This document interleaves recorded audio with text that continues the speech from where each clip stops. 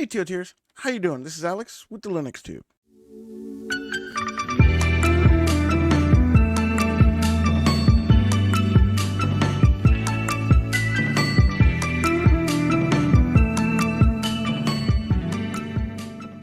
It's been a minute since I've been on. I've had some stuff happening in life along with, my granddaughter, and then also uh, I had my machine just go cattywampus on me. Uh, but I'm back on it again. I took some time off too to do some other stuff that I need to do that was not really personal or YouTube related.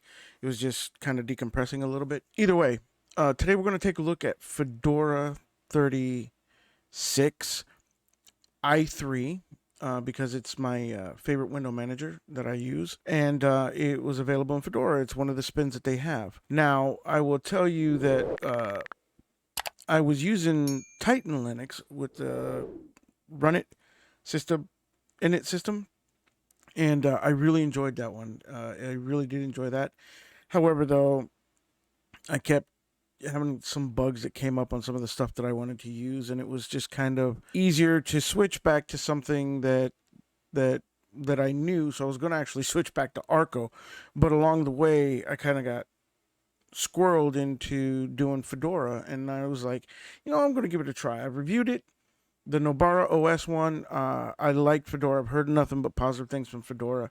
And so I figured, hey, why not? Let's go ahead and give it a try. So I actually installed it on hardware. I used it, and I have a few thoughts on it. So, but first, let's go ahead and do a review of the standard OS first, and then I'll give you my thoughts. All right? All right, and here you have it. Now, I am using Fedora 36 on the hardware that I have, which is a Ryzen 5 6-core processor with 32 gigs of RAM in this. So there's plenty of resources for it. It's very minimalistic. The feel and look of it is so easy. It's beautiful. This is not the standard wallpaper. I changed it to this. This is their dark theme wallpaper, but I haven't completely themed it or anything like that. So you'll notice it's a lot of like your GTK apps will be somewhat dark, I think, if they open, and then like your QT apps will open up in bright colors, because they're not, like I said, I haven't themed it with Cavantum or anything like that. So, but you'll get the gist of it. I just wanted to do this review, do a little quick and dirty on it, because Fedora 36 is everybody's talking about Fedora, and lately it seems like people have been talking about Gentoo a lot too. Now I'm going to tell you right now, I have compiled Gentoo, I've installed Gentoo, I've done a lot with Gentoo, and it is absolutely not a OS that I would recommend any new person to try. This channel is made for a lot of new to Linux users as well as budgeting, power users. If you are a Linux power user, then feel free to try to compile Gentoo. There is a couple of derivatives out there, and I do have a review on one that you can if you are a savvy Linux user to use and choose. And I'll do the review on that one as well here soon. So that's one to look up for. But right now, we're going to go back to this Fedora thing because of the popularity of it. Fedora was right there neck and neck with Gentoo. So with Fedora, it comes, let's go ahead and go to the webpage. So on the keyboard, I'm going to hit my Windows.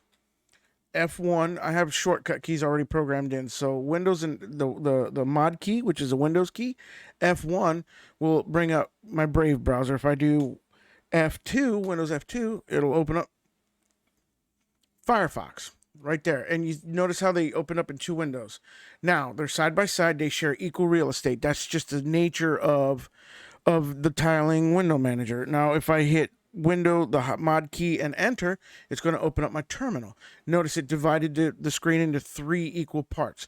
That's the same real estate for each one. Now to close them, you hit the mod key, the shift, Q for quit. Again, whichever one is highlighted is going to be the light blue at the top. See how the title bar changes? So like when I open up terminal, now that one, because it was the last one I opened, will automatically be the recently focused window. Now to shift, You can either hover your mouse over it, right, or you can use the control keys, the Vim keys, to switch between them, like J, H, K, L, Q, all that good stuff. Although it's colon, not L. Instead of H, it's J, K, L, and colon. But a lot of people just use the mouse, and I always fly around with the mouse. I don't know why. It's still remnants from my desktop environment days.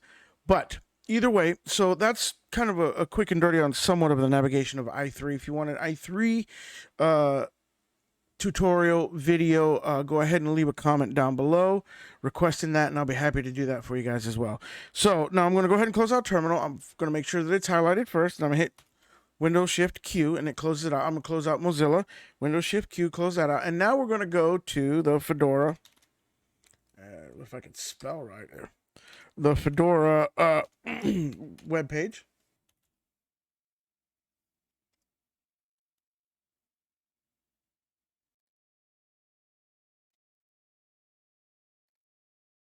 Okay, so if you go to Fedora's webpage, and this is what it pulls up, the Fedora 37 beta release is there.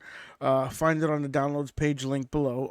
You can definitely test it and drive it, but however, be warned that it is a beta release, so not everything is in place. It's still being ironed out. Lots of bugs, lots of whatever. Also, excuse me, recently in the It's Foss News reported that the developers of Fedora have decided that they are going to remove all of the codecs out of their repos and out of the Fedora 37, and I believe they're going to roll it back to Fedora 36.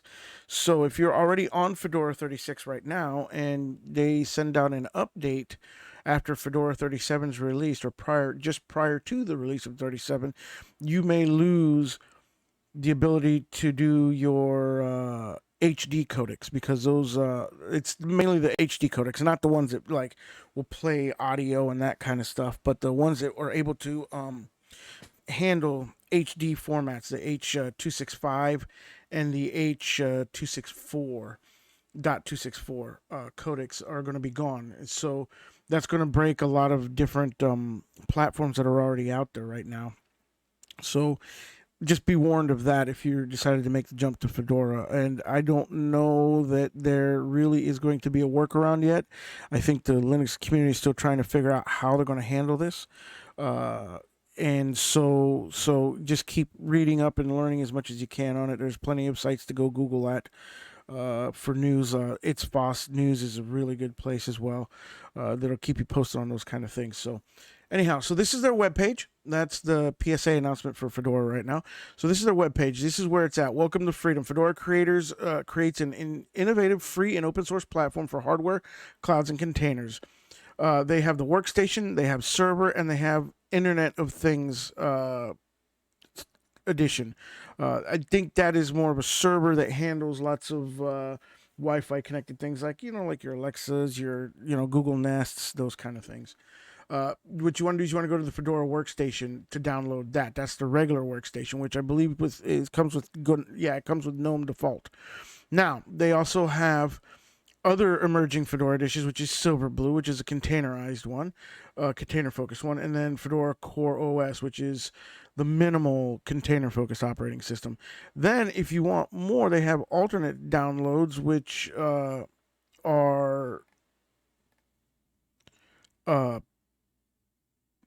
sorry, my thing. Alternate downloads are either special purpose for testing or specific architectures, like ARM, those kind of things. Then they've got the labs, which is a section of curated bundles of the purpose-driven software and context curated by and maintained by the members of the Fedora community. Click on that, learn more. You have astronomy, you have comp neuro, you have games, which is where the game spins at. You have design, you have a whole bunch. So these are Fedora environments that will actually come loaded with already pre-assembled software on it specific towards that genre of whatever it is that you're trying to do. Then, of course, you've got the spins, and this is where you find the KDE Plasma, the XFCE, the LXQT, Mate, Cinnamon, LXDE, SOAS, and the i3. So this is where you come to get to those guys if you want to test those guys out. Download them and do them, because like I said, this is where you're gonna get your Plasma ones for you Plasma guys, and the regular standard GNOME, the standard workstation comes with GNOME on it. So anyhow, that's pretty much so it. You can go up here to the editions up here that they have, the official editions. Also documentation, which gives you all kinds of stuff on Fedora 36, 35. 35 is going to be dropping off. 36 is going to be where 35 is. And 37 soon will be where 36 is. Fedora Server, Silverblue, Kennonite. I've heard a lot of things about Kennonite. A lot of people like it. Some people don't like it. It's up to you. Then, of course, you got older releases here where you can go back and get down to older releases. They've got a whole bunch of stuff on here. So, anyhow, sorry, didn't mean to click on that. So that's a kind of brief view of their website. So now this is the Fedora 36, which you're welcome with when you load the i3. You come with this. Now, most of you guys do not know that with i3, you have to pretty much so customize your Windows to suit you, because it is a desktop. It's not a desktop environment. It's a Windows manager. So you have this bar at the bottom, which is your i3 status bar. In it gives you information about your IP, connection. The green one here is the active connection, which is the IPv4, not the V6. Wireless is down. It does not enable. That's what the W down means. Then there no battery. Then this will tell you how many gigabytes. This is a 240 or 250 gig hard drive that I'm using this on. It's a SSD drive. Then this is your RAM, how much RAM I'm using out of how much, what I have. It's 4 gig out of 30 gigs or 32 gigs of RAM. So then this is your time and your date over here. Now, let's open it up really quickly here. So it uses dmenu by default. There are two application launchers that you can launch in them through key bindings. And the first one is dmenu, and the second one is Rofi. Rofi, some people like and some people don't. What I like about Rofi is the customization that you can do. There's themes that you could apply to it. You could theme dmenu too, but it's a little bit more work. A lot of it's all work actually. When you use a tiling window manager, you have to pretty much so set it up completely to your like when it comes to ricing. And in fact, a lot of the operating systems that ship out already prepackaged, like i3 or DWM or BSPWM, all these different window managers, they leave a lot out because they know that the window manager guys like to customize it themselves. So the most complete setup ones out there that come ready to use out of the box with little configuration and give you little conkeys that tell you what are the key bindings are Arco Linux, B i3, as well as Manjaro i3. Those two are, if you're really trying to make the jump to window manager, you can jump to those and learn the key bindings through there. Otherwise, try a more lighter traditional one called OpenBox. It is much better for newer users. But so with i3, you have your panel at the bottom, which is your status bar. Then up to launch dmenu, you hit the mod key D, and it gives you this panel at the top, this bar at the top, which literally has, when it comes up, it has all of its applications completely installed, everything that's installed on your computer. To launch something, you just simply you highlight it. If you notice the blue highlight box, you highlight it and you hit enter, and there it is. See, Kaha is a GTK app one that comes up is dark, as I was talking about earlier. Now we'll close out of that. We will go to we'll close out of that and hit Windows Shift Q to close it will launch D menu again, and like I will type if you know the specific app that you have on there. Like I have Dolphin that's installed on here. So if I hit Dolphin, I hit enter, it's a Qt based one, and it's not dark themed. So that's a bit of an issue there, that you have to learn to do in a window manager. So to do Caja, I had to apply to the settings, the dark theme, which went global wide through the files, the comp file for that, and then you could download and install Quantum, or I believe that's how you say it, and in here, and that will actually, you can download themes for that, and that will actually download dark themes for Qt based apps, for like your KDE, Qtile, that kind of stuff. So you have that to do your theming with if you want to really go that deep. So anyhow, so D menu will, like I said, will bring up your files. Now let's open up. You can type in Caja. So I'm opening up Caja, and when I go to Caja, this is what I get right here: file browser, file manager. It's got your standard, tabs over your files over here, ready bookmarks over here, and then it opens up to your standard home folder. But yeah, so we're gonna go to my home folder. If you look at my home folder here, which is Alex, we're gonna go to view. We are going to show hidden files. Now, when we do that, you will see this .comp file. This .comp file is very important in your i3 window manager or Windows managers files, because this is what holds a lot of your files in here for your configuration files that you want to do. So you're going to go to your i3 folder, and this is your config file. When you take a look at this, we're going to open it up with mousepad because that's what's installed. This is your configuration file for i3. This is where you're going to want to do modifications to make your key bindings. You can learn your key bindings from here. You can do all kinds of, you can change the different colors for your bar. I'm sorry, for your containers in here.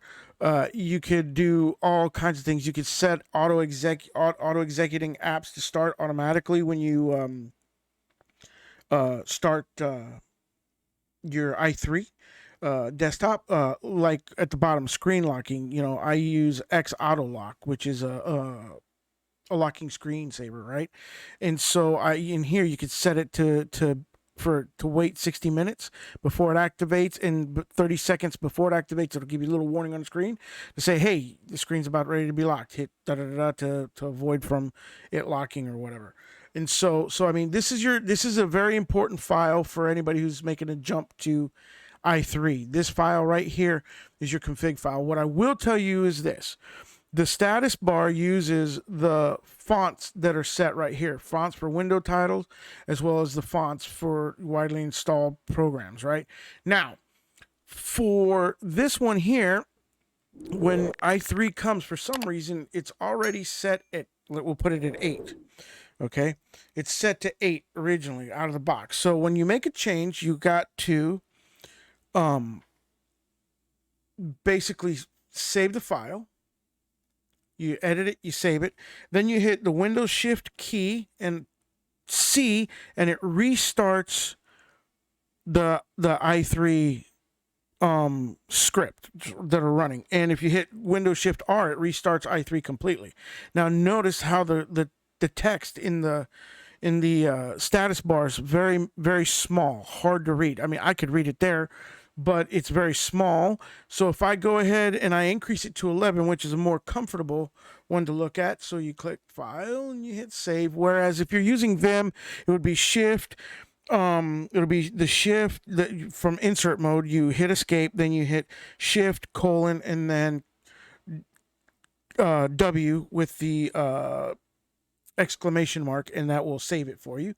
And then so I've already, let me go ahead and resave it because I can't remember if I did. Yeah, I did. I saved it. So then I hit Shift Control or Windows, the mod, Shift C, and I restart my i3, and bam, there it is. It changed it right back, just like that. Say you are in here working with i3 and you are trying to do something and you type something, you're tired, whatever, you make a mistake on it, right? And you go ahead and you save your file and you think, oh yeah, I got this going on, right? And it's saved, right? And then we go to hit it, right? And we go to hit restart, right? We're good. Now, for some reason, in that mono space, right? Whatever, for some reason, it didn't come up with an error, right? So no big deal. Wait, I don't think I saved it, to be honest with you. Let's try saving it.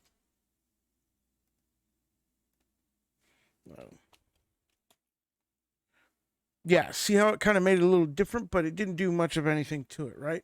So that's not a hardcore error that's gonna create an issue. But like, say we go down here to, let's see here. Let's go ahead and bind. Let's change to set workspace 1, just so that we can see here what an error looks like. 2 plus L. We're going to hit File. We're going to hit Save, right? We're going to restart i3, and at the top, you see where you get this error?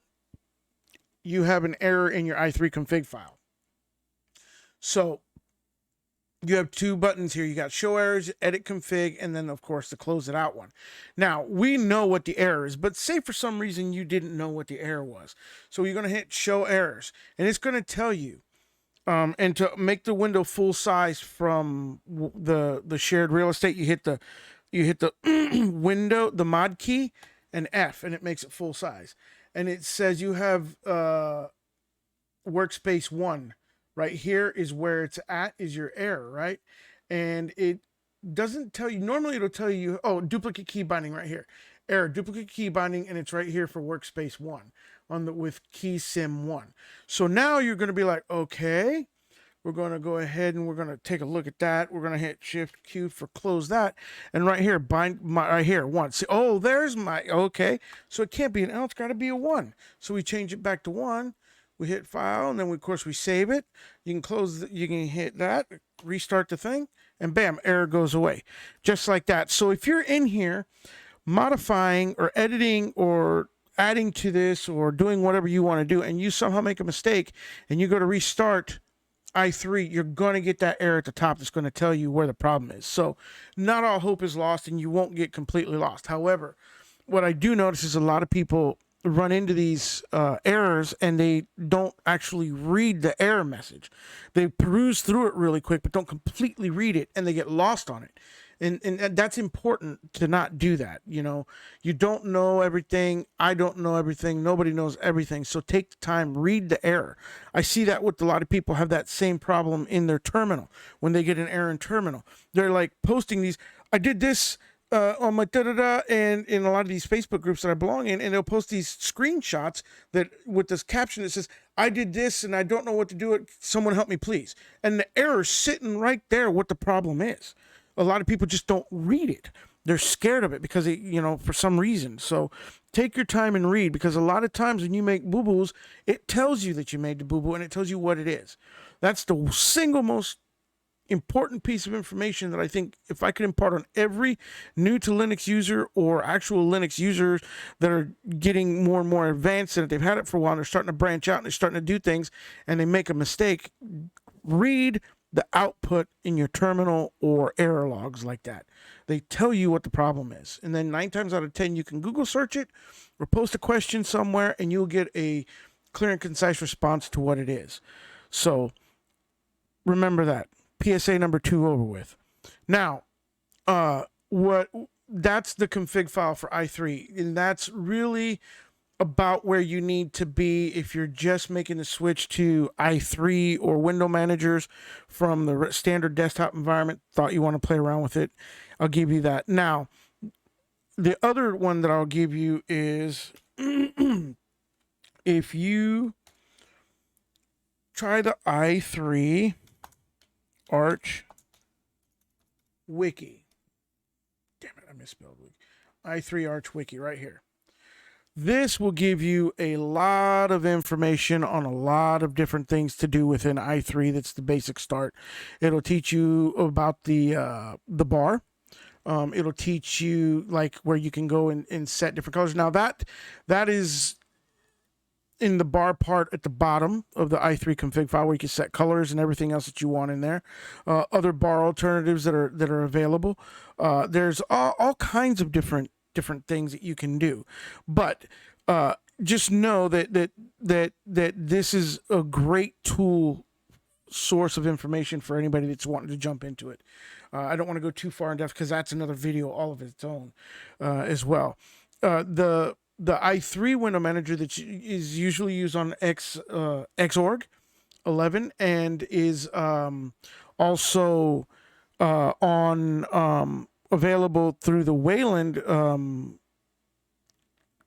compositor or server, which is Sway, I believe is the name of it, is what it's called, is Sway. I haven't played with it yet. I haven't really looked at it. I've seen it posted other places, but I haven't made the jump to using Wayland yet.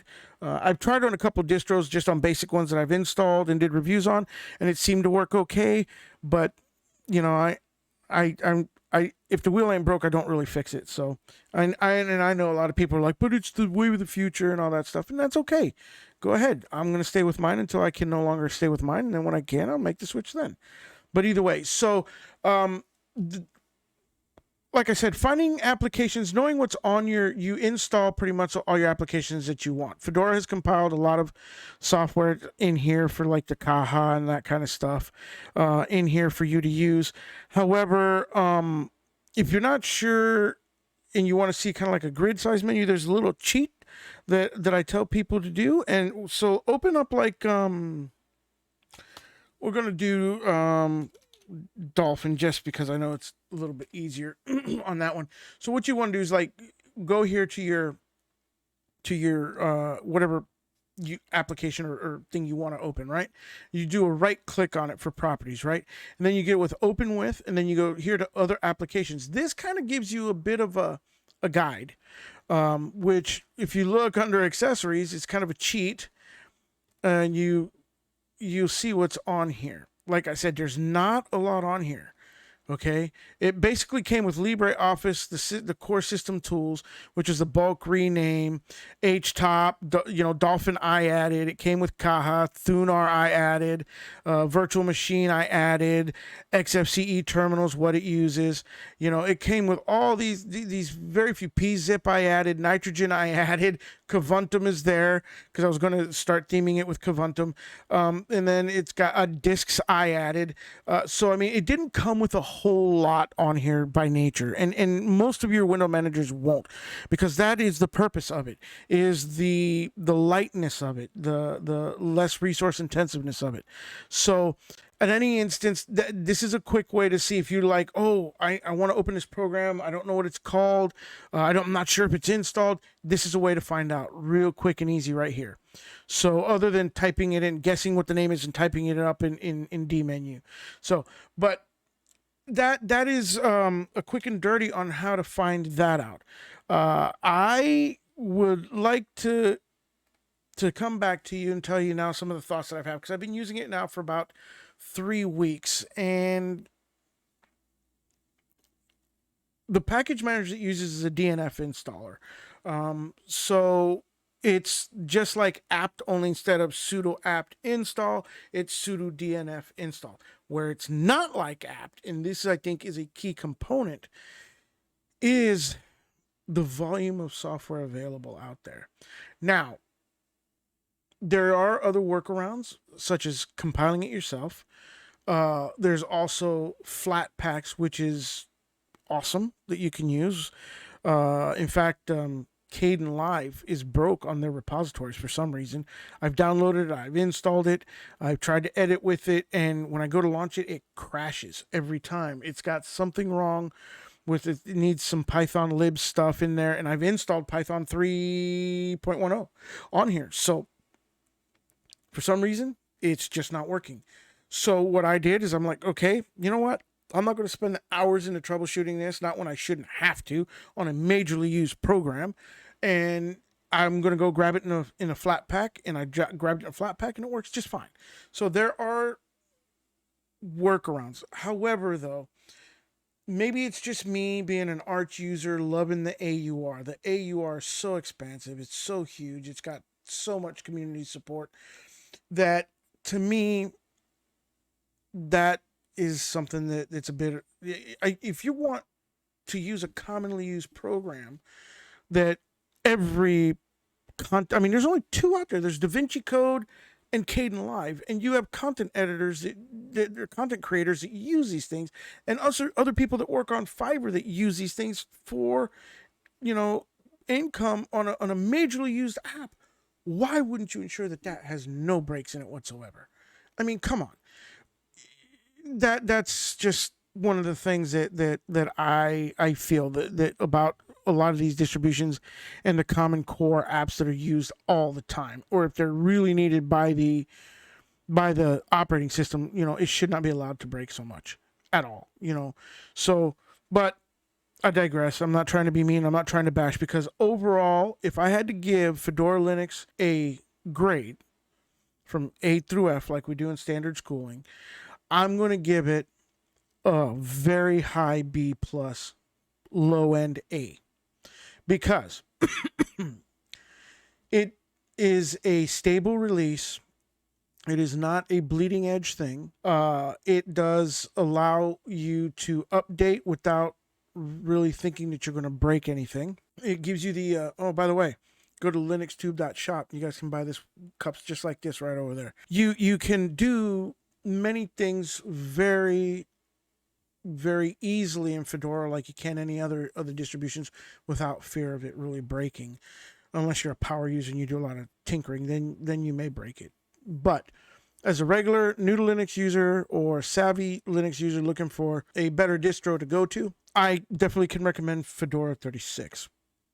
The repos will leave you for lacking a little bit, but you have Flatpaks, and it's mainly the repositories that are the issue. And I did enable the RPM Fusion repository, which is kind of like the AUR for Fedora. So it has a lot of different repos, app packages and applications in there as well that are at your hand. So go ahead, you guys. I recommend you go ahead and try it, see if it works for you. If it doesn't, no harm, no foul. If it does, great. I'm glad that I pointed you to the desktop or the desktop environment, or maybe the window manager of choice that you like. Oh, I did forget to mention in i3, to exit out of i3, you simply hit the Shift Mod key, which is the Windows key, and E for exit. Then it'll give you a title bar at the top, just like the error bar, only it's yellow and it says click here to exit. So, and it'll take you back to your login manager.